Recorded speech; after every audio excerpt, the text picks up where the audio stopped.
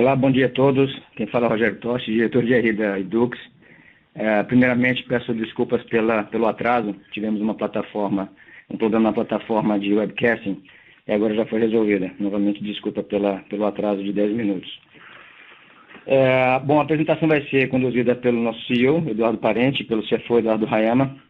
A apresentação e o áudio estão sendo transmitidos no nosso site de RI, www.edux.com.br, e informo que essa conferência está sendo traduzida simultaneamente para o inglês, resguardando a melhor governança corporativa e evitando assimetria de informação entre nossos stakeholders. Pediria ao Haiama e ao Eduardo para ir com bastante pausa nos slides para facilitar o tradutor. Obrigado. Bom, caso necessitem de ajuda durante a conferência, a gentileza apertar asterisco 02. Essa audioconferência pode conter previsões acerca de eventos futuros que estão sujeitos a riscos e incertezas que podem fazer com que tais expectativas não se concretizem, ou seja, substancialmente diferente do que era esperado. Essas previsões emitem opinião unicamente na data que são feitas e a companhia não se obriga a atualizá-la à luz de novas informações. Agora passo a palavra ao Eduardo Parente, nosso CEO, para começar a apresentação. Eduardo, por favor. Obrigado, Tosh. Bom dia a todos. Obrigado por vocês estarem aqui hoje. Espero que estejam todos com saúde.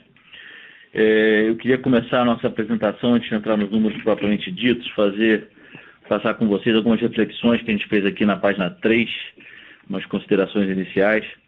Acho que a primeira delas a gente tomou várias decisões no passado que a gente ficou com um receio delas terem sido excessivamente conservadoras e, na verdade, a gente vê agora, nesse momento, que esse conservadorismo se pagou, né? A gente trouxe aqui, na verdade, 3 exemplos, né? O primeiro, né, na hora que a gente está olhando toda a questão contábil nossa, o parcelamento próprio, que foi uma alternativa ali no mundo pós-fiéis, que muita gente abraçou aqui com firmeza, a gente foi com cautela, e já faz um ano que a gente está encolhendo o par, né? O par hoje representa mais ou menos 1% da nossa base, toda evasão ali já written off, né? Assim como qualquer aluno que deixa aqui no espaço de 2, 3 meses, a gente já tem 100% de provisão para ele. Segunda é a questão das nossas fontes de financiamento. A gente tem muito banco procurando a gente, falando de spin-off, follow-on, etc. Eventualmente no futuro podemos até considerar, mas se for isso, vai ser num momento que vai ser muito claro, um projeto muito claro, um momento muito, muito adequado, né? E não aproveitando A ou B. A gente tem muita confiança e segurança no nosso crescimento, no nosso valor, e queremos trazer isso para o grupo de acionistas atual. Isso vale também para o nosso endividamento. Trazemos ele no limite do que a gente precisa para financiar os nossos projetos. O terceiro ponto é a questão das expansões. A gente olhou literalmente dezenas de oportunidades e fizemos 3 no espaço aí de 9 meses, com valuations muito adequados, gerando muito valor para a companhia, e também a expansão através de greenfields. Os que a gente fez cabem no dedo de uma mão. Fomos também muito cautelosos e conservadores nisso, e hoje a gente vê todas as nossas unidades cheias e temos bastante convicção de que tomamos as decisões corretas ali, né? Consequência disso, uma geração de caixa sólida todo trimestre, inclusive nesse. Todas as vezes que a gente fala, seja no call, seja em interações que a gente tem com alguns de vocês, a gente fala nas 3 alavancas de crescimento nosso, né? AD, Medicina e M&A. Elas são baratas, né? Porque o M&A, no fundo, o grande custo fixo, o grande investimento, ele está aqui, na expansão, basicamente trazendo somente custo variável, e a medicina, o grosso da nossa expansão, que a gente vai mostrar um pouquinho aqui, ele vem ao custo do capex da unidade, né? Não tem grandes aquisições ou grandes prêmios sendo pagos aqui, e vem trazendo muito resultado, né? A gente olha para o AD crescendo 53% da base, a medicina crescendo 32% da base também. Os dois juntos, somados, já são quase 40% do nosso faturamento. E o M&A, a gente fez 3 aquisições aqui com EBITDA pós-sinergia na casa de 4 ou 5. 3 aquisições que a gente considera, já tem total segurança para dizer que foram de grande sucesso aqui. Na hora que a gente olhou aqui, a gente tem um ânimo muito grande sobre 2021, a gente considera que é o ano que a gente solta o freio de mão e a gente anda com uma velocidade muito maior do que a gente vem andando, pela questão do FIES, a última grande pancada a ser nesse ano. E quando veio a crise, a gente teve uma preocupação, obviamente, em primeiro momento, com a segurança da nossa comunidade, alunos, professores, funcionários e com a manutenção da operação. Mas uma vez isso passado, a grande preocupação foi que em 2021 a gente realmente acelerasse, isso a gente nunca deixou de acreditar, mas que a gente saísse da linha de largada e não 1 quilômetro atrás, né? E aí a preocupação grande nossa foi, ok, tem pandemia, mas precisamos focar aqui na preservação da nossa base e na manutenção da solidez financeira, com um olhar claro de que, ao sair dessa crise, a gente precisava ter uma posição absoluta e relativa dentro do setor, muito mais forte do que a gente entrou, e eu tenho certeza que a gente conseguiu isso, né? Alguns números mostram isso, a base aí crescendo 31%, a evasão muito melhor que o nosso melhor cenário no início da quarentena, e a renovação de 19.2 vindo muito bem, com caixa, dívida, caixa 1 bilhão, quase 2 bilhões em caixa, dívida líquida também controlada e uma geração de caixa muito forte aí no trimestre. É óbvio que isso tem um custo, a gente tem aqui 215 milhões de efeitos não recorrentes nesse trimestre, Covid e não Covid, Rayama vai passar isso em detalhes com vocês, mas na hora que a gente olha o cerne do negócio, o negócio em si, o que fica, o que a gente olha para frente, a gente tem uma receita avançando aí 11% versus o mesmo trimestre do ano anterior e uma variação aí de 5% no EBITDA, apesar de uma queda de 103 milhões no FIES. Quando a gente olha o mundo pós-FIES, pós-Covid, a gente entende as mudanças, a gente entende que haverá mudanças, umas de ajuste a uma nova realidade, distanciamento, lavar mãos, etc., que obviamente trazem um custo. Outras boas, né? Outras de pessoas professores e alunos se acostumando no mundo digital, no mundo à distância. A gente acha que o presencial segue o que é, as pessoas continuam querendo ter o seu networking, a sua turma, conhecer a pessoa da sua vida e ter uma experiência presencial. Acho que isso nada mudou, acho que as pessoas que podem continuam querendo uma experiência presencial, né? Agora, essa experiência presencial, ela até por questão de legislação, tem uma componente online que a legislação nos permite, e a gente hoje tem muito mais conforto de expandir isso e trazer isso de uma forma muito mais acolhedora e didática e com uma melhoria de experiência para o aluno no curso como um todo. A gente vai falar um pouco sobre isso mais para frente também, tá? Então, o nosso investimento em ensino digital trazendo resultados muito fortes, tanto lá de receita como custos. Os M&As seguem na agenda e as expansões de medicina continuarão aqui dentro do que a gente já tem contratado, mas também com a possibilidade do inorgânico, se for uma avaliação, uma valoração atraente aqui. Estou pulando para a página 5. Eu vou começar aqui falando das 3 alavancas de crescimento, uma vez mais. Página 5, a gente então começa aqui falando sobre o EAD, o nosso ensino digital. Vocês veem aqui um forte crescimento na base de alunos, 53%, receita líquida crescendo também, EBITDA também. Importante essa bolinha embaixo da receita líquida, mostrando que o EAD representa hoje já 26% da nossa receita. E à esquerda, embaixo no gráfico, a gente tem uma expansão muito forte de polos, segue acontecendo. Isso aqui é uma fortaleza nossa, né? Um modelo nosso que ele requer um investimento baixo, né? E aqui, de novo, praticamente tudo custo variável. Então, na hora que a gente olha esses 1.225 polos, praticamente 70% deles ainda estão em maturação, o que a gente considera praticamente um crescimento contratado de base de alunos aqui na expansão desses polos. A gente, durante a pandemia, abriu 100 polos, então o ritmo segue forte aqui, apesar desse momento de quarentena. Estamos com 31 cursos com a Marco em Toledo, todo o conteúdo vindo da nossa fábrica aqui, do nosso Ensine-me, mas com outra marca.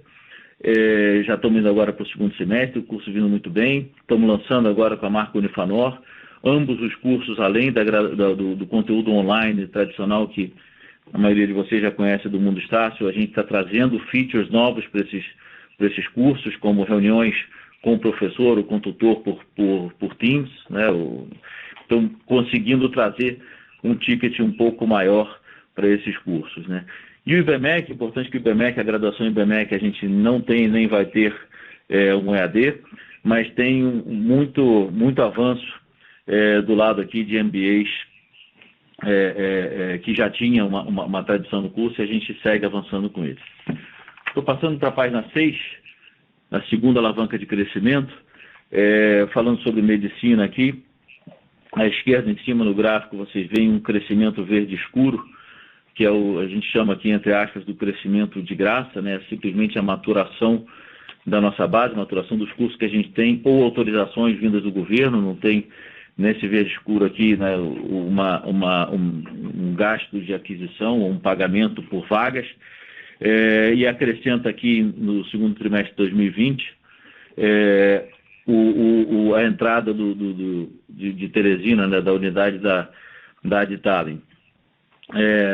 Essa tabela, então, embaixo à esquerda aqui, o que a gente tem, um crescimento de receita de 35%, apesar de descontos, apesar de bolsas que nós tivemos que dar nesse trimestre.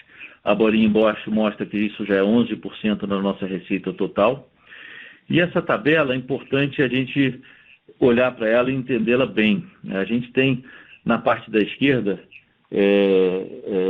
a parte azul, a gente tem aqui a realidade de hoje, né? Então, quando você olha a primeira linha lá, Presidente Vargas, aqui no Rio, a gente tem 240 vagas habilitadas e 1.561 alunos. Mas só para ilustrar, na hora que a gente passa embaixo Jaraguá do Sul, para um exemplo muito claro, a gente tem 50 vagas e 114 alunos. Por que isso? A gente está só com 2 anos de alunos captados, né? É um curso que ainda tem muito a crescer ali. Então, na verdade, essa base, ela, na maturidade dessas vagas, de 50 vagas, a gente multiplica isso por 6 e soma ali as vagas fiéis de ProUni. À direita, no gráfico em verde, então embaixo o que tem embaixo em cinza são o que ainda não começou, e ali tem a data que a gente começa a captar em cada um desses cursos, nossa previsão. Em verde à direita no gráfico, o que a gente tem? O potencial de expansão com autorizações dadas pelo governo. São coisas que a gente tem uma tradição de sucesso, exemplo aqui Juazeiro, que é a 6ª linha, a gente tinha 55 vagas, ampliamos 100 vagas aí recentemente, e todos os outros a gente tem a mesma possibilidade, estamos trabalhando para isso. E o que mostra nessa tabela aqui, nesses 15 unidades, é que a gente tem como expandir 3 vezes a nossa base atual, simplesmente fazendo o CAPEX, né, e trabalhando para ter as autorizações do governo. Não estão aqui as 3 unidades que a gente tem um earn-out junto com a Atenas, que poderiam trazer aqui mais 300 vagas. Hoje, no Diário Oficial, saiu a autorização para mais 50 vagas em Cáceres, então a primeira das Atenas que estão vindo. Então, esse número de 16 aqui já seria, 16 mil seria maior ainda se a gente tivesse posto aqui as 3 unidades da Atenas. Mas temos essa boa notícia aí de mais 50 vagas habilitadas, publicadas hoje no Diário Oficial. Estou mudando para a nossa terceira alavanca de crescimento, na página 7. Nós fizemos 3 aquisições em 9 meses, e aí não estou exagerando quando eu digo que a gente olhou aqui 30, 40 oportunidades e fomos nas 3 que a gente achava que tinha grande valor. A bola de cima mostra que nas 3 a gente pagou menos do que o múltiplo que a gente era negociado à época, e nas 3 a gente já tem confiança para dizer para vocês que após sinergias a gente está com uma fração do nosso múltiplo aí no valor pago pelas aquisições. Atenas, a Unitoledo já é praticamente 100% concluída, a Adtalem vindo muito bem, o closing aconteceu durante a quarentena e a gente estava aqui com 15 pessoas da McKinsey nos ajudando na identificação uma a uma das oportunidades que tem, e agora elas estão sendo implementadas. E Atenas, que é mais recente, mas está vindo num ritmo muito maior do que as duas anteriores, um pouco pelo nosso aprendizado, mas também pela nossa capacidade de trazer, né, o ensino digital e outras coisas aqui para dentro da Atenas. Hoje a gente, para ilustrar isso, a gente está um mês nessa integração e a captação, apesar da pandemia, vindo 40% maior do que o mesmo período no ano passado. Essas são as 3 alavancas, acho que a gente mostrou o sucesso delas aqui. Eu vou só entrar no detalhe da Aditalia na página 8, que acho que é a nossa maior aquisição, e ela está vindo muito bem. A gente, por ocasião do dia, anunciou 80 milhões de reais de perspectiva de sinergias. A gente tinha no nosso mapa aqui um número razoavelmente maior que esse, mas a gente, sendo conservador, preferiu anunciar somente aquilo que a gente tinha certeza e somente aquilo que estava dentro do universo de custos. Hoje a gente tem mapeado iniciativas para chegar de 170 a 200 milhões aqui no médio prazo, 27 milhões já entraram. Desse total aqui a gente está falando entre 60% e 70% de custos, em 30% e 40% na área de receitas. E o plano é chegar aqui no fim do ano já com praticamente 1/3 desse valor capturado. Tá? Mudando para a página 9, e aí dentro do contexto que a gente, na pandemia, durante a quarentena, o foco foi crescimento de base e preservação da nossa robustez financeira, mostra aqui o sucesso que a gente teve. Hoje nós nos tornamos, nesse trimestre, a maior graduação presencial do Brasil. A nossa evolução de base aqui de um ano para cá, 31%. Evoluímos a base no segundo trimestre versus o primeiro. Nesse número 753 mil alunos, nós temos os números da Aditalia entrando aqui. Se não fossem os números da Aditalia, a gente teria crescido 14% desse trimestre versus o trimestre do ano anterior. À direita no gráfico a gente tem a nossa taxa de evasão. Então, o aluno ele sai em 2 ocasiões. Durante o semestre a gente chama de evasão, na renovação a gente chama de não renovação. Então, a gente podia trazer aqui o número de retenção para vocês, né? A gente acha que esse número ele seria um número muito bom, mas ele refletiria uma realidade da renovação do início do ano, mais a evasão, e acho que não é o que seria do melhor interesse de vocês em termos de transparência. Então, mostrando para vocês aqui o número de evasão, que é as pessoas que deixam o curso ao longo do semestre. Esse número ele subiu um pouco no presencial, mas ele caiu no ensino digital. Ele caiu no ensino digital, nossa visão, muito por conta das novas tecnologias que a gente tem de ensino, vou passar por isso em breve, mas isso é, de novo, melhor do que o nosso melhor cenário. E no presencial a gente acha que ele subiu bem pouco, comparado com o que a gente esperava e comparado com o que a gente vê em outras IES. Óbvio que a gente fez um esforço muito grande nisso, de call center, de trabalhar com descontos, mas também tem uma questão forte da qualidade que a gente conseguiu manter na nossa operação, né? A gente teve uma satisfação dos alunos de 94% nas aulas remotas, e acho que o índice de presença é o grande confirmador disso, né? A gente teve 76% de presença ao vivo e mais de 80% quando você soma as pessoas que assistiram às aulas gravadas posteriormente. O outro lado da preservação da solidez financeira, a gente, uma vez mais, a redução da nossa base fiéis, que é sempre uma fonte de piora de receita e de EBITDA. Estou na página 10, desculpa, e já me chutaram aqui para falar mais devagar. A base fiéis hoje, ela representa o que é o antigo fiéis, né? Ela representa hoje 8% da nossa base presencial, né? Se a gente pega a base total de alunos, isso é menos do que 4%.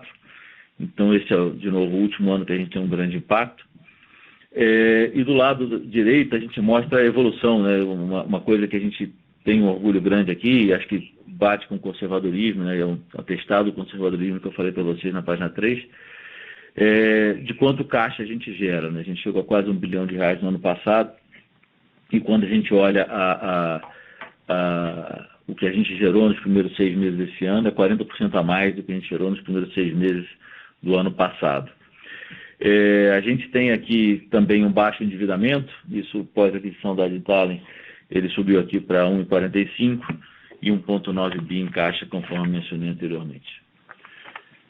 Vou mudar aqui para a página 11, isso é uma coisa que a gente vem trabalhando faz um tempo, mas a gente, até por uma questão comercial, estratégica e também por conservadorismo, a gente gostar de falar das coisas que a gente já tem certeza, a gente falou pouco ou quase nada sobre o nosso sistema de ensino, na página 11.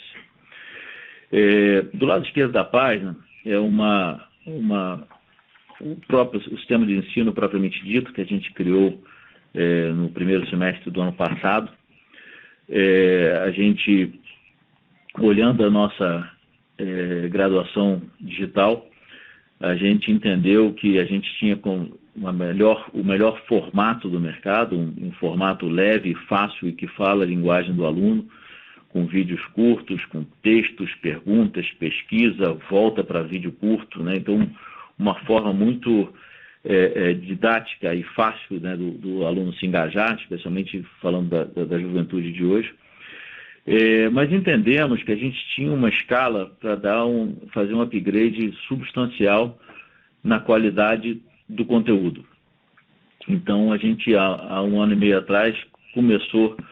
o que acontece? Quando você traz um super professor, um conteúdo de alto padrão para o ensino digital, o que você está diluindo isso num conjunto enorme de pessoas. Então, na verdade, o custo é praticamente o mesmo. Então, faz 1 ano e meio que todo o nosso conteúdo digital ele é produzido por professores de instituições como o FRJ, como o IME, como o IBMEC. Foi um dos motivos que levou a gente a considerar fortemente a aquisição da Adtalem, por trazer uma massa de professores que poderiam estar nos ajudando a usar ferramentas digitais para levar conteúdo de alto padrão para todas as classes. Então, isso aqui não é um sonho, não é um projeto, isso é uma realidade. Em 2020, só para dar uma noção de números, a gente já produziu 350 disciplinas dentro desse novo formato. 56% dos entrantes no EAD agora já entram com 100% do conteúdo nesse formato e nesse conteúdo de alto padrão. A gente acha que isso tem um impacto grande na nossa redução de evasão no EAD. A gente faz tudo bandeira branca, então que você pode usar isso em qualquer marca. Então hoje a gente já tem isso como Estácio, como Unifanor, como Unitoledo. E quando a gente entra numa instituição nova, então a gente não usa a marca Wide, a gente usa cada uma das marcas, Facid, Marta Falcão, etc. A gente já tem a capacidade no primeiro dia trazer conteúdo digital que nos permite, de fato, otimizar o custo docente nessas aquisições.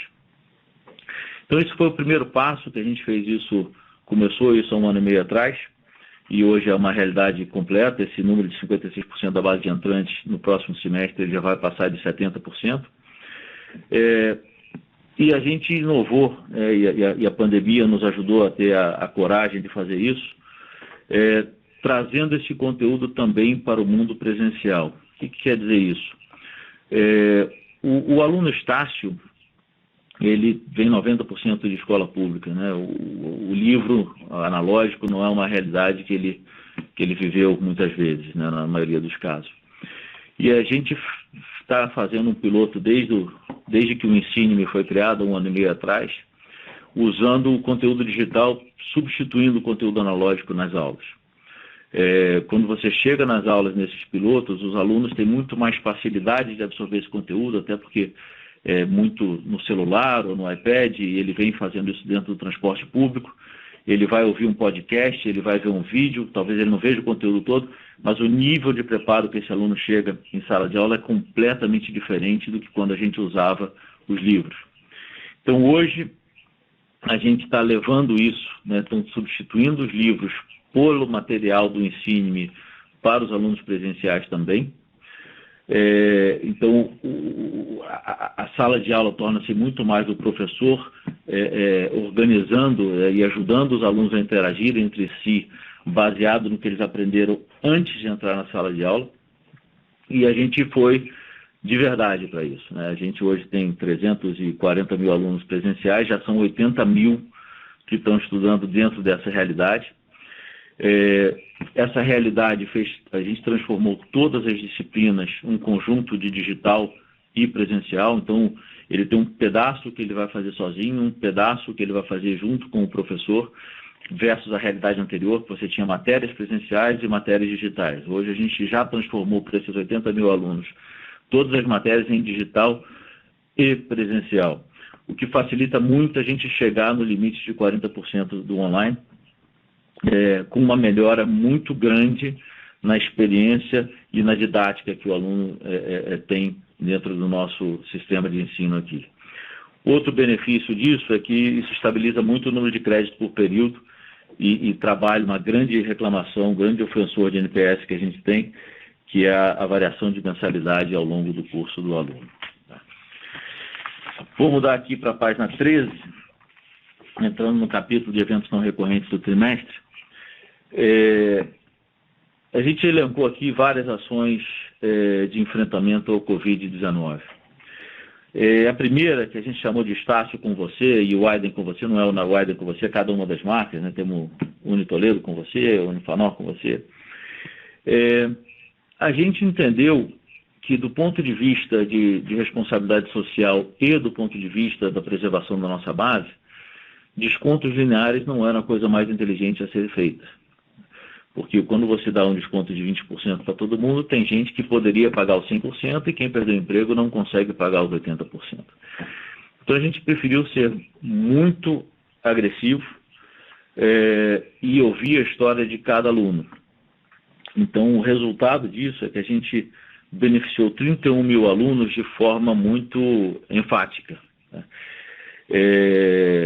Foram 29 mil mensalidades abonadas integralmente, sendo que 94% dos alunos têm a renda familiar, não a renda individual, a renda familiar inferior a R$3 mil por mês.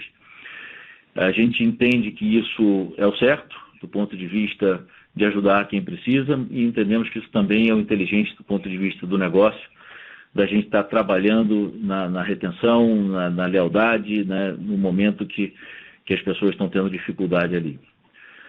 Outra coisa importante, eu teria um grande constrangimento de falar para vocês aqui que a gente tem uma grande robustez financeira e que a gente está olhando para outras aquisições e, em paralelo, ter reduzido o salário da minha equipe. Nós não fizemos isso. O nosso impacto, a gente trabalhou junto com a MP, no sentido de redução de encargos, mas todas as reduções e suspensões foram compensadas para os nossos funcionários, inclusive aquelas que o governo compensou. A gente trabalhou para que eles não tivessem o tempo que o governo demorou para devolver, a gente trabalhou para que não tivesse um buraco de caixa em nenhum dos nossos funcionários. De novo, os professores todos mantiveram seus horários durante o semestre ali, todos mantiveram seus salários e a gente tem um orgulho grande disso. Estamos trabalhando para adequar as unidades, com o distanciamento, com a proteção, com as medidas de higiene.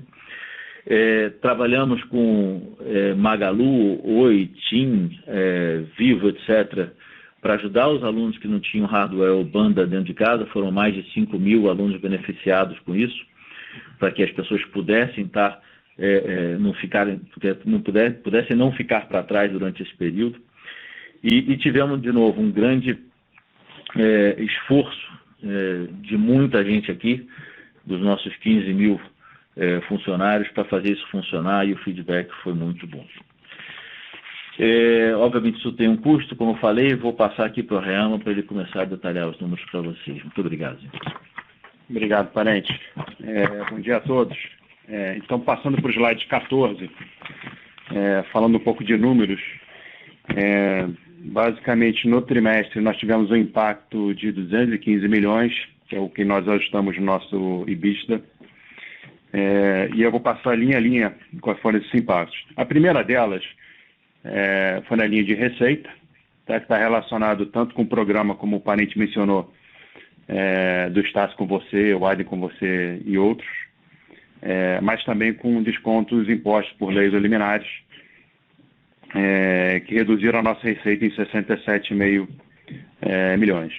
Importante mencionar do nosso conservadorismo. A gente poderia ter adotado uma prática de lançar o faturamento cheio, tá? E aí, com isso, o nosso IBISTA reportado estaria maior e o nosso conta receber também, mas por conservadorismo nós entendemos que era mais prudente lançar o desconto, tá? Isso impactando o nosso resultado e, obviamente, reduzindo também o giro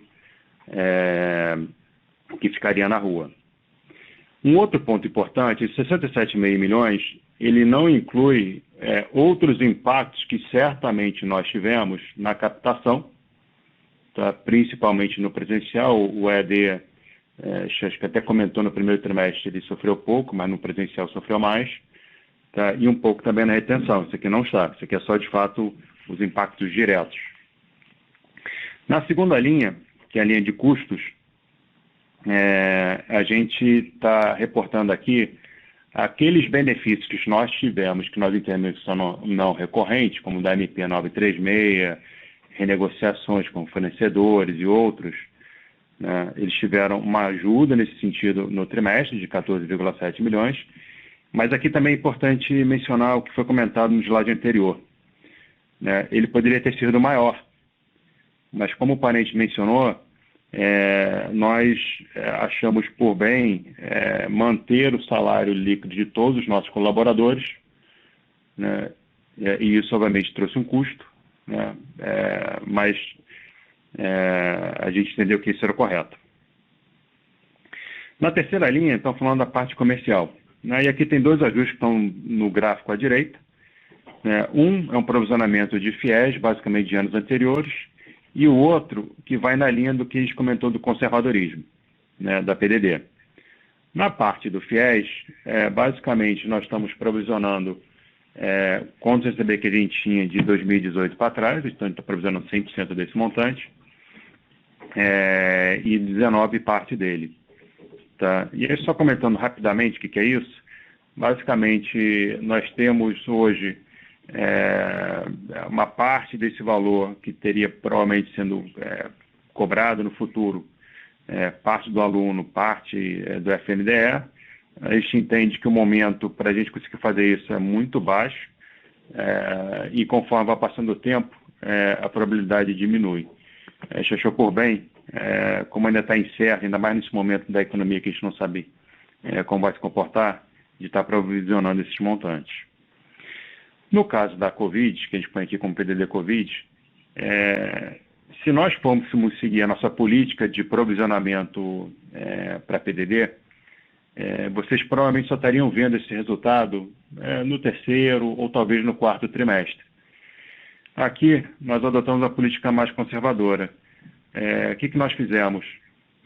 Nós comparamos quanto é que era o giro em dias do segundo TRI de 19, com o que foi o segundo TRI de 20, né, e o incremento de dias de faturamento que estaria a maior, nós provisionamos.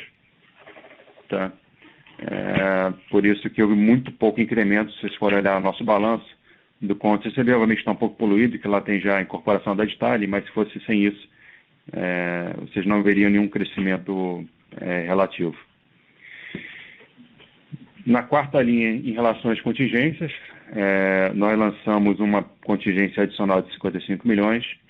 É importante mencionar que isso aqui não é do trimestre, né? É relacionado a caudas antigas, e é um trabalho que vem sendo feito na companhia há um ano, pouco mais de um ano, revendo não só todos os nossos processos estratégicos, mas também até melhores práticas de como devemos proceder para frente, seja para negociar, seja para reconhecer contingência.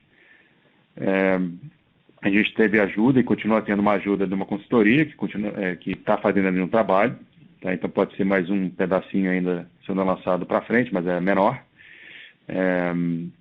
Mas é importante mencionar que isso aqui não tem nada a ver com o segundo TRI especificamente. E o terceiro e último item, né, mais o que vocês estão acostumados a ver, que sempre estorna despesas relacionadas a M&A que são realmente pontuais. Passando para o slide agora 16, na parte de receita, a receita ajustada ela teria crescido 11%, como o parente mencionou anteriormente. Esses 67 meses entende que é um não recorrente, né? Uma parte foi com as bolsas que nós concedemos aos nossos alunos e outras foram descontos por leis liminares. Um outro ponto muito interessante, quais são os nossos 3 vetores de crescimento que vemos insistentemente falando a cada trimestre? É o EAD, é a medicina e é o M&A. Se os senhores somarem, né, a receita incremental desses 3 itens, né, os 61 milhões, os 22 milhões de medicina e os 123 milhões que está como Adtalem, vocês poderão ver que ele foi o dobro do valor da queda do FIES. Essas 3 linhas contribuindo com um crescimento de 206 milhões de receita contra uma queda de 103 milhões da receita de FIES. De tal forma que, olhando no gráfico da direita, que aqui não tem o ajuste de 67 milhões, nós teríamos crescido a receita em 13% ex-FIES, sendo que o EAD teria contribuído com um aumento de 44% e a medicina com 35%. No slide 17, na parte de custos, obviamente o principal ofensor é a inclusão da incorporação da Adtalem. Nós incorporamos a Adtalem por 2 meses, né, maio e junho. E esses efeitos não recorrentes que foram comentados no slide 14.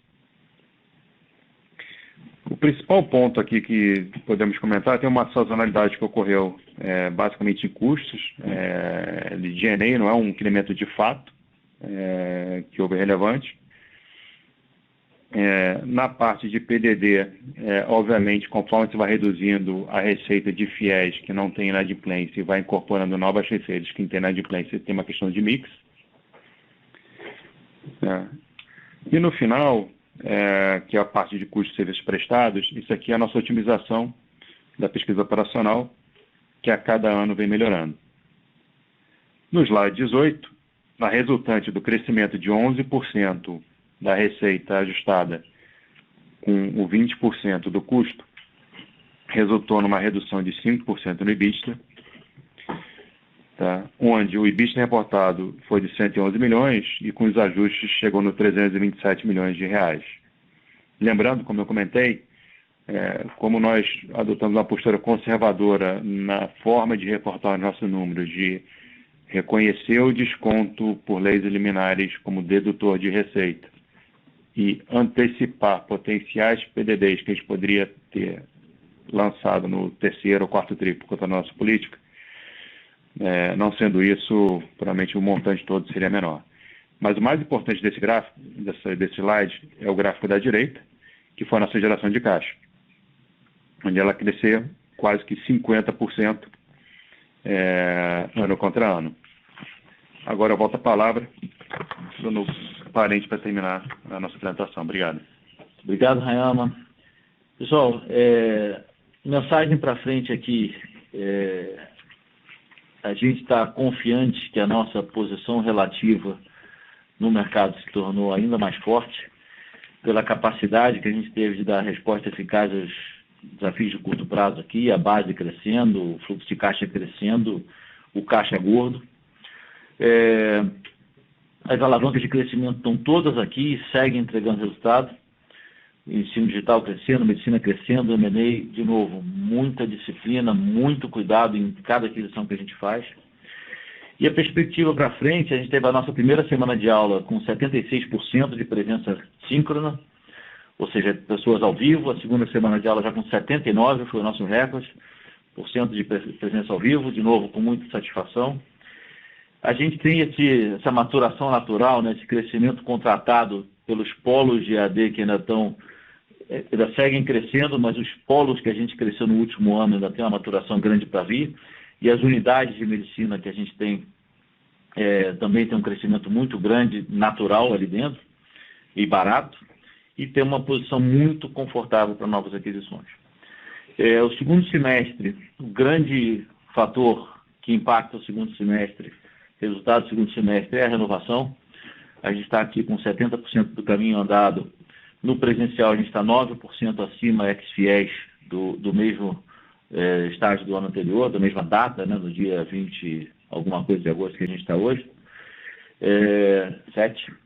E no ensino digital, a gente está 50% maior do que o dia 27 de agosto de 2019 na rematrícula, que nos leva a crer assim, que o pior já passou. Acho que agora é olhar para frente, erguer a cabeça e retomar o nosso plano de crescimento com confiança de que a gente vai acelerar forte aí no ano que vem e que vamos sair da linha de largada e não de 1 quilômetro atrás, graças a todas as medidas que a gente tomou acertadamente aí durante esse período difícil. Muito obrigado, gente. Obrigado, Parente. Obrigado, Hayama. Passamos agora para a sessão de perguntas e respostas, por favor. Senhoras e senhores, iniciaremos agora a sessão de perguntas e respostas. Para fazer uma pergunta, por favor, digite *9. Para retirar a pergunta da lista, digite *9 novamente. Por favor, aguardem enquanto coletamos as perguntas.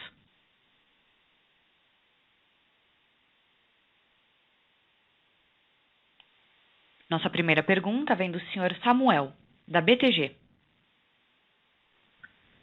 Bom dia, Parente, Hayama, Tostes, bom dia a todos. São duas perguntas aqui no mesmo tema, dentro dessa iniciativa ISD de bolsas de estudos e também dos descontos, né, de leis e liminares. Primeiro, se vocês pudessem falar um pouquinho da resiliência dessa base de alunos, né, como é que está a evasão desses alunos que foram beneficiados por isso, só para entender se essa base continua majoritariamente dentro da companhia. Essa é a primeira pergunta. E a segunda, se vocês pudessem quebrar os 67 milhões entre o que foi bolsa e o que foi desconto em razão das decisões judiciais. É isso, muito obrigado. Obrigado, Samuel. Espero que você esteja bem aí. Cara, achei muito bacana você entender o impacto IST dessa iniciativa. Óbvio que tem isso sim. Afinal de contas, a gente é uma instituição de educação, a gente quer alunos aqui e nesse momento difícil a gente tem que entender e estar junto das pessoas e temos certeza que isso está sendo muito valorizado. Tá?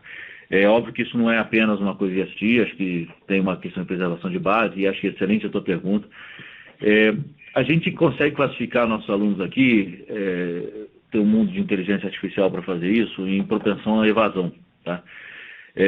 Isso leva em consideração o histórico de pagamento dele, leva em consideração nota, leva em consideração presença, acesso ao sistema. Então, todo aluno nosso aqui, isso inclusive está dentro do app dos professores, se você está dando aula, você sabe qual é o aluno ali que está verde, amarelo ou vermelho e os professores trabalham isso. Tá?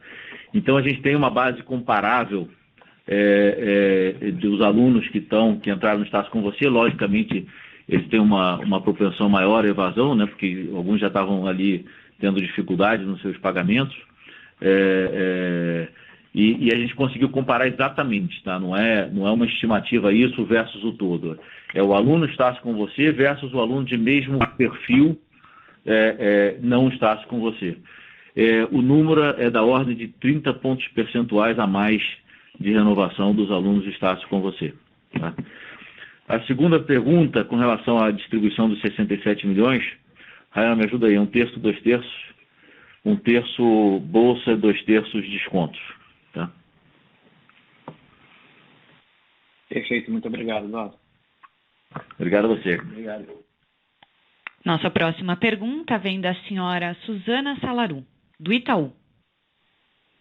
Oi, bom dia, pessoal. Bom dia, Parente, Hayama, Tostes. A gente tem 2 pontos aqui também. O primeiro sobre os recebíveis, olhando para frente, como é que tá evoluindo em relação ao segundo trimestre? Está igual? Se está melhorando na margem? Essa seria a nossa primeira pergunta. Segunda pergunta, follow-up da pergunta anterior, quando vocês falam que é 1/3 bolsa e 2/3 descontos, esse 1/3 de bolsa ele é restrito ao trimestre ou é uma bolsa que tem um horizonte de tempo maior? Ou qual é o horizonte de tempo da bolsa? Talvez seja essa a pergunta. Obrigada. E Suzana, espero que vocês estejam bem aí. Eu vou começar pela segunda e passo para o Hayama para a primeira.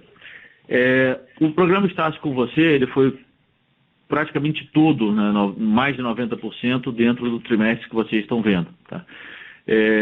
A gente não enxerga hoje uma retomada dele, mas obviamente é uma alavanca que se provou excepcionalmente eficiente e podemos considerar isso mais para frente no semestre. Nesse momento está todo mundo empolgado, voltando, né, então não faz sentido a gente retomar isso. A gente acha que não, tá? Porque a sensação do grande volume que a gente tem, né, Rio e Ceará, e que a situação está melhorando, e que o pior já passou e que não vai ser necessário voltar a isso, tá? Mas é uma alavanca que a gente tem na manga aqui, tá? Bom dia, Suzana. Em relação aos recebidos especificamente, eu poderia te dar uma resposta muito positiva, falar que está bem melhor, mas ela seria enganosa nesse momento para afirmar com toda certeza. Tá? Que no início de cada semestre a arrecadação é sempre melhor. E por quê? Porque é aquele período de renovação onde praticamente todo o nosso faturamento é caixa. Tá? Então é onde você de fato negocia qualquer atraso, porque para renovar você tem que estar sem dívida.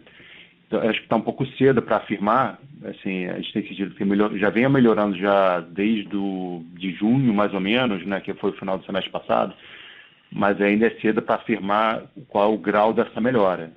Tá? Mas se fosse olhar só por caixa, certamente está melhor. Perfeito, Hayama. Obrigada. Obrigado, Suzana. Obrigado. Nossa próxima pergunta vem do senhor Marcelo Santos, da JP Morgan. Bom dia a todos, Parente, Hayama, Tostes. A primeira pergunta, eu tenho duas perguntas. A primeira é, se vocês pudessem comentar um pouco, como que vocês veem o business presencial transformando aí pós-Covid? Se vocês acham quão dramático seria uma mudança de comportamento dos alunos e mesmo de demanda por diferentes tipos de cursos, o que dá para falar dentro do contexto da Estácio? E a segunda pergunta é um pouco tocar na questão do sistema de ensino, a Aura, Ensine-me. Vocês veem um potencial aí para venda para fora desses produtos que vocês desenvolveram, acho que principalmente internamente, mas dá para imaginar isso virando um business à parte e vocês talvez atacando cidades onde vocês não atuam diretamente? Se pudesse comentar um pouco sobre esse potencial, seria bem interessante. Obrigado, Marcelo. Marcelo, acho que a gente tem de novo, voltando para a alavanca do conservadorismo, nós temos as nossas unidades cheias. Se a gente tivesse feito muito mais greenfield, ou se a gente tivesse um aluno por unidade menor do que a gente tem hoje, talvez a gente estivesse falando de uma mudança drástica, porque seria uma mudança relevante no footprint, e aí você tem que oferecer uma opção para esses alunos, e definitivamente isso não é o nosso caso aqui, a gente não enxerga. Tá? Conforme eu disse anteriormente, a gente vê que vai ter um distanciamento social dentro da unidade e tal, mas não vemos nenhuma mudança relevante na demanda pelo presencial no futuro. Eu acho que o Aura é uma forma inteligente, sem falsa modéstia aqui, que a gente arrumou, de integrar muito melhor esse presencial com o digital. Então, ao invés do aluno estar 3 dias na unidade, 2 dias fazendo aula EAD, no fundo ele tem hoje uma coisa só. Né? E acho que isso não só melhora a didática, melhora a experiência e também melhora a percepção disso. Né? Então essa é a mudança relevante. Então todas as matérias dele ele vai passar a ter um professor, mas ele vai continuar tendo que trabalhar fortemente em casa. Né? Eu vejo isso com os meus alunos, né? A gente já começou a nossa aula, e a cobrança, né, é forte, né? Eu sei o aluno que viu e que não viu a aula no momento que entra. Né? Você pergunta, você vê quem participa, quem não participa, muda completamente a experiência, ambos, do lado digital e do lado presencial.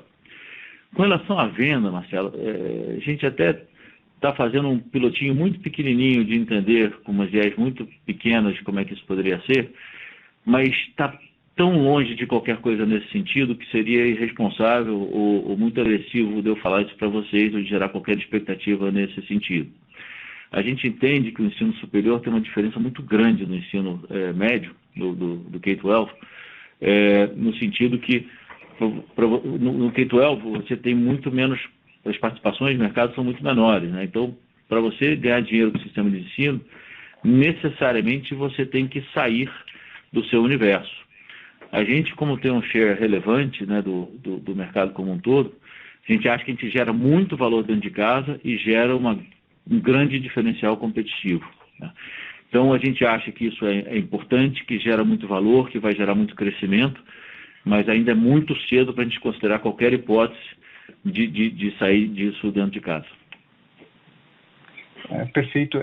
Só fazer uma terceira pergunta, desculpa, se pudesse, pode fazer algum comentário sobre o intake, como é que está prosseguindo? Para vocês falaram da renovação, mas não do intake. Muito bom, Marcelo, você tem crédito aqui, pode vir com a terceira pergunta, sim. Não. Não, eu posso sim. Olha só, o intake está vindo mais atrasado, tá? Acho que o aluno está olhando muito mais o que vai acontecer, o intake presencial, né? Está olhando muito mais o que vai acontecer, para onde vai, para onde não vai. O EAD está vindo razoavelmente maior do que o mesmo período do ano passado, o presencial um pouco menor. Não é de jeito nenhum esses números terroristas, as pessoas estão falando aí de 50% de queda, não existe isso, tá?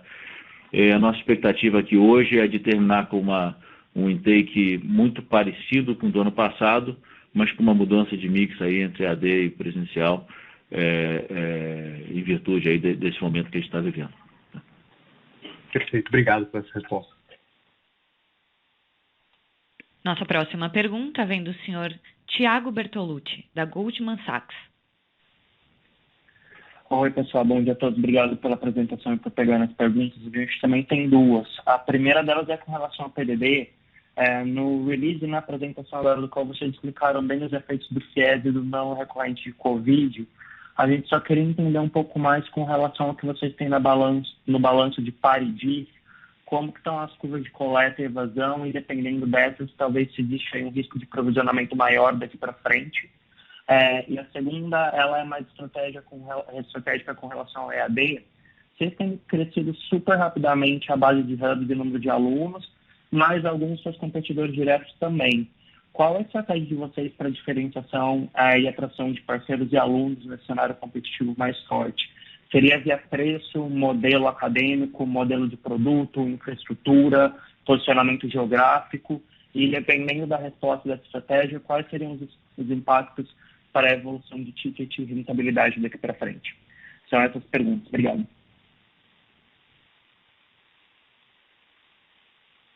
Obrigado, Thiago. Eu vou começar pela segunda aqui com o Haroldo, que é o nosso VP do EAD. Depois o Rayama vai para a primeira aqui sobre o PDD. Ô, Thiago, uma boa pergunta. Com relação a como a gente garante que a gente cresce mais que o mercado, a gente está dentro da estratégia de utilização de marcas diferentes para atingir públicos diferentes, para garantir que a gente volta a crescer, mesmo em praças onde pode ter alguma saturação da marca que a gente utilizava, que era somente Estácio. Então, diferenciação de produto de qualidade em cima, que o Eduardo já comentou, utilização de novas marcas e crescimento de polos, tudo passa meio que por aí. E para crescimento de polos, a gente já tem comentado bastante, crescer em cidades pequenas, então a gente tem um projeto grande aqui de cada vez mais acompanhar a rentabilidade do polo e reduzir a estrutura de custos do polo, que é aí que a gente garante que a gente vai conseguir crescer, chegar em cidades pequenas e onde a concorrência é menor e onde muitas vezes ainda existem cidades que não tem nem polo EAD da concorrência. Então, tudo passa meio que por aí, tá? Diferenciar produto, diferenciar marca e a gente conseguir expandir regionalmente.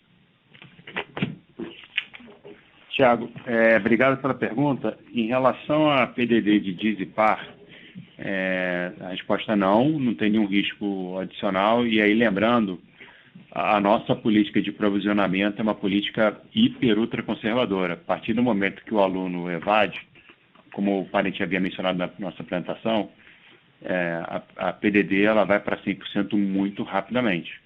Então, assim, a gente está tranquilo. O produto par, ele relativamente a nossa base está cada vez menor, então o impacto para frente é cada vez irrelevante, é 1% hoje da base. E no caso do DIS, a rotatividade ela já está quase em regime, então é muito difícil ter agora esperar oscilações bruscas disso, tá? Perfeito, pessoal. Obrigado. Obrigado, Thiago. Obrigado, Thiago. Nossa próxima pergunta vem do senhor Vinícius Ribeiro, da UBS. Pessoal, bom dia a todos.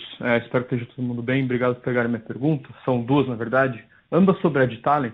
A primeira, um pouco mais simples, é como a gente explica a revisão de guidance de sinergia, né? O excesso de conservadorismo antes, ou é vocês terem um pouco mais de certeza que algumas alavancas que vocês achavam que iam conseguir aplicar vão se materializar?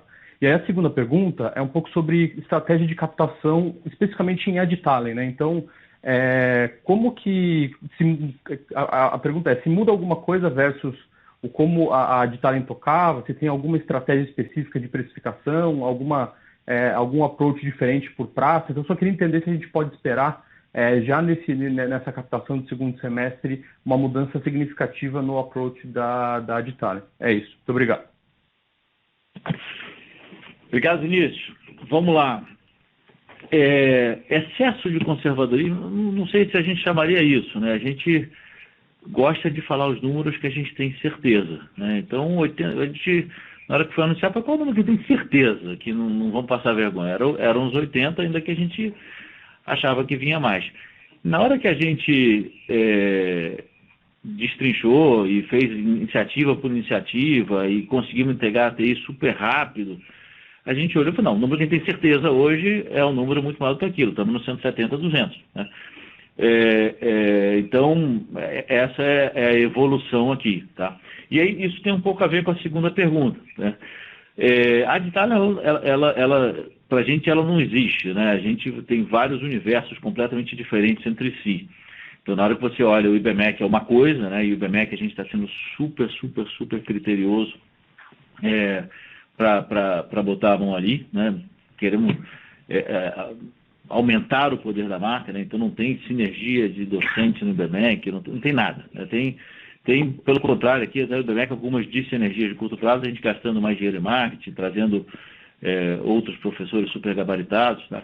Então esse é um lado, que obviamente dentro do universo do antigo Adtalem, um pedaço, né? O grande pedaço que é o pedaço que era chamado de Widen, e hoje a gente não enxerga mais como Widen também, porque cada unidade Widen tem a sua realidade, né? Então, por exemplo, a gente pega uma unidade como Unifanor, a gente está trazendo para uma marca EAD que a gente vai posicionar como Premium versus a Estácio dentro do universo Fortaleza, né?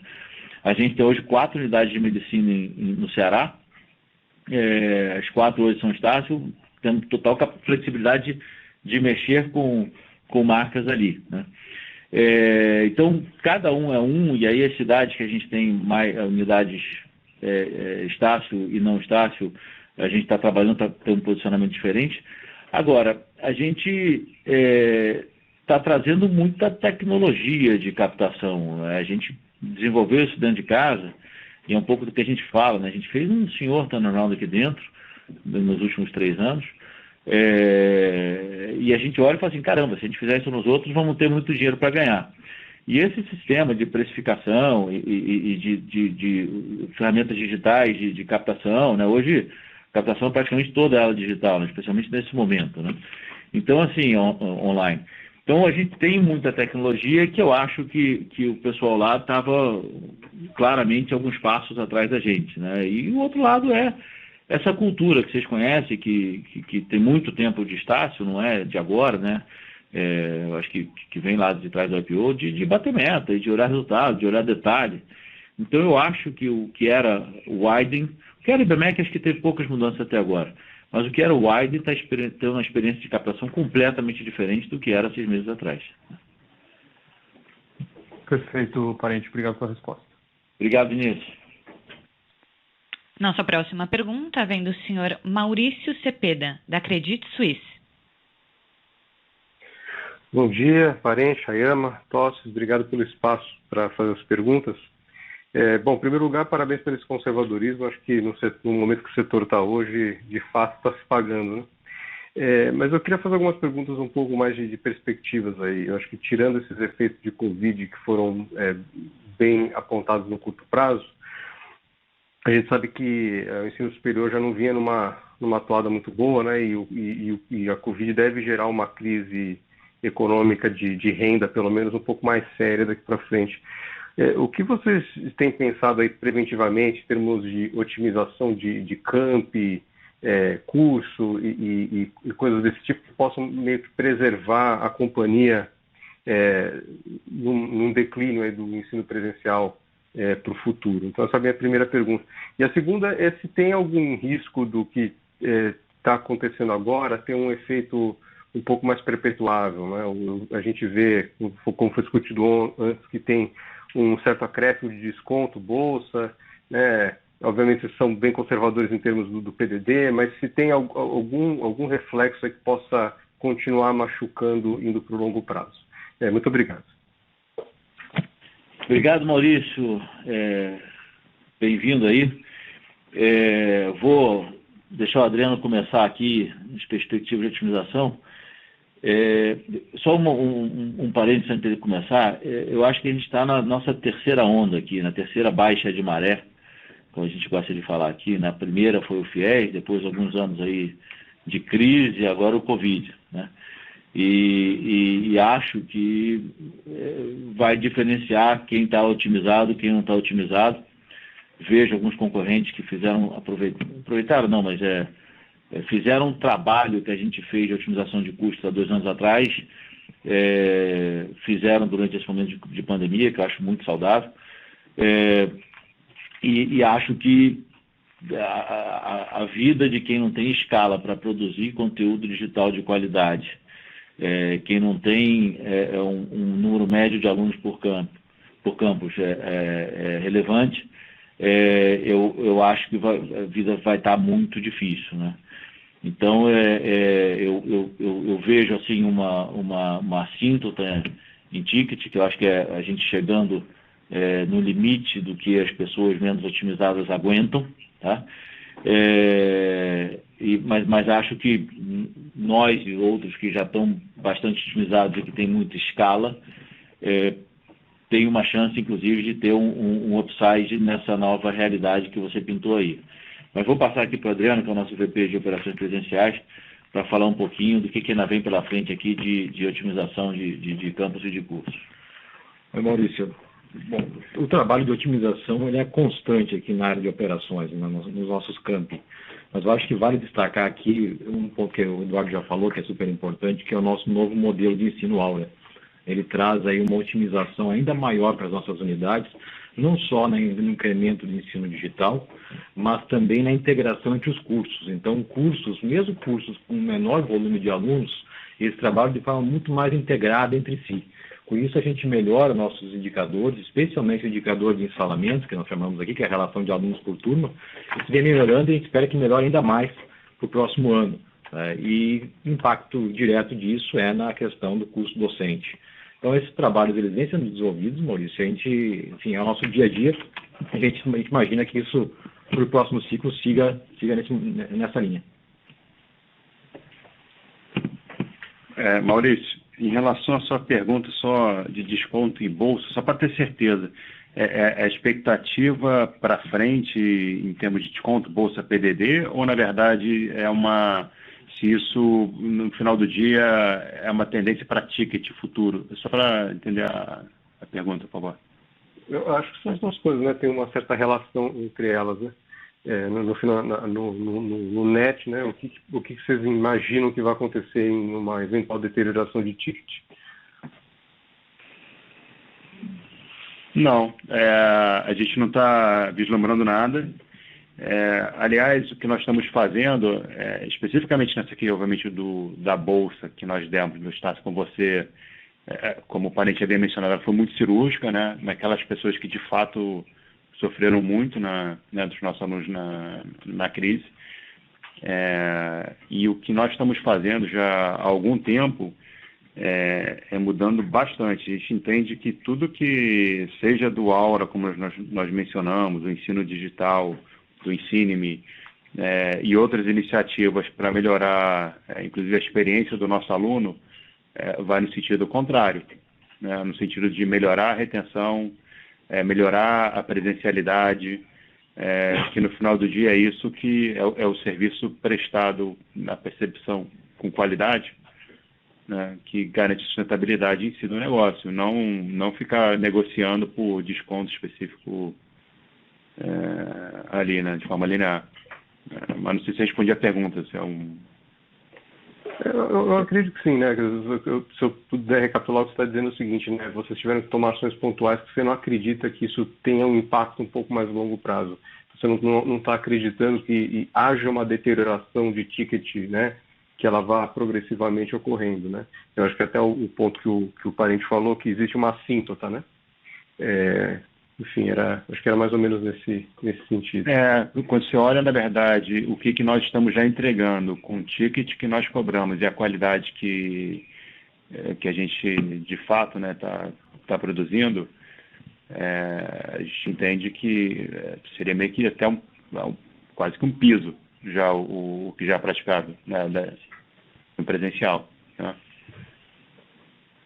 Tá. Não, perfeito. Não, obrigado pelas respostas e, de novo, parabéns pelo conservadorismo. Acho que isso realmente está fazendo diferença. Obrigado. Obrigado, Maurício. Não havendo mais perguntas, gostaria de passar a palavra ao senhor Eduardo Parente para as considerações finais. Pessoal, muito obrigado. Eu agradeço a confiança de vocês, o tempo de vocês aqui agora. Eu acho que a gente conseguiu preparar um material muito transparente sobre a realidade, o que está acontecendo. Acho que o nível e a qualidade das perguntas mostra isso também, né? Acho que foram esclarecimentos além do que estava ali, mas muito construtivos todas elas. Muito obrigado. A gente está aí de novo muito confiante com 2021, tendo uma perspectiva de segundo semestre de renovação vindo muito bem, e vamos acelerar saindo da linha de largada a partir de 1º de janeiro. Obrigado, gente. Um abraço, bom dia. A teleconferência da Edux está encerrada. Agradecemos a participação de todos e tenham um bom dia.